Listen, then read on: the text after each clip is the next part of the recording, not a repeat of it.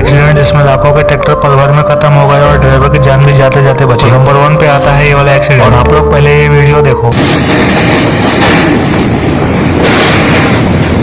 देख लिया तो देखो कैसे ये भाई इस ट्रॉली को लेके जा रहा है। मतलब ट्रॉली का तो नुकसान हुआ ही, बट हल्का सा मिस्टेक हो जाता तो सोचो क्या हाल होता है इस भाई का। अब नंबर 2 पे आता है ये वाला एक्सीडेंट जहाँ पर ये भाई अपने ट्रैक्टर से स्टंट कर रहा होता है और तभी देखो क्या होता है। मतलब टायर का डायरेक्शन हल्का सा भी चेंज होता तो सोचो क्या हाल होता है इस भाई के सर का। अब नंबर 3 पे आता है ये वाला एक्सीडेंट और जरा यहाँ का सीन देखो। मतलब भाई लोग देखो जरा, अब मैं इस भाई को क्या ही बोलूं। वैसे आप चाहो तो इस प्रोडक्ट को चेक कर सकते हो।